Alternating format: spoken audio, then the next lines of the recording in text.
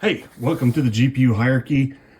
It is unboxing day. As you can see in the image, I've got the Sparkle Guardian OC Edition Arc B570.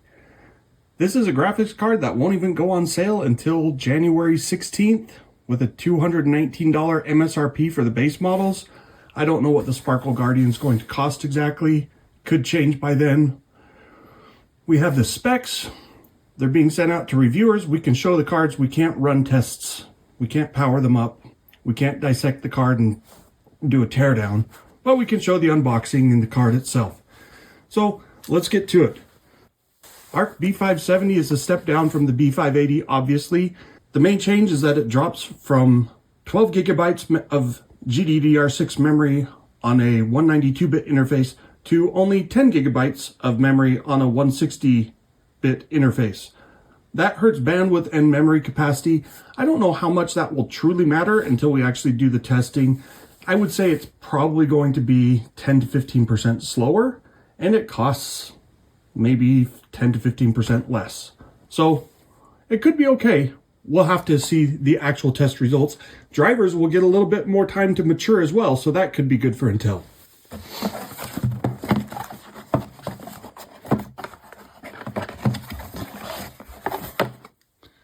Pretty nondescript packaging for the most part from Sparkle. You got the card in a little eggshell case, which is actually nice because I don't love all the extra wrapping and covers that you get on some cards. Let's go ahead and just set it there. Two fans on this model. There are triple fan versions of the B580 from Sparkle, the Triton, I think it's called.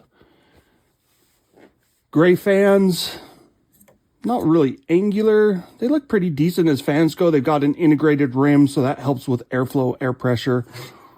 And of course, you have the standard 3 display port and single HDMI port. Nothing too exciting there. Back of the card, we still have the flow-through area that will improve cooling, and it's still an 8-lane PCI Express 4.0 interface. Obviously, that's not going to change relative to the bigger B580. Will that hurt it much in performance? It shouldn't, because 8 lanes of PCI Express 4.0 is more than sufficient bandwidth for a mid-range card like the B570 and B580. If you were talking about RTX 4090 levels of performance, cutting from 16 lanes down to 8 lanes, that could matter. If you were doing multi-GPU and communication between the GPUs happens a lot, that could matter. But for a single GPU, I don't think 8 lanes is really going to affect performance much. In fact, I can do some testing with PCI Express 3.0 mode on like my test system, and we will see what that does to performance. I'll do that with the B580 before I do the B570.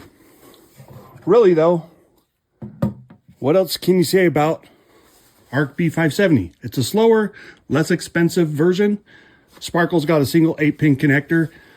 From what I've seen of power draw, the B580 doesn't come anywhere near 225 watts of power use, which is 75 watts for the PCI Express lanes and another 150 watt from the 8-pin power connector. And so that's more than sufficient on the power for B580.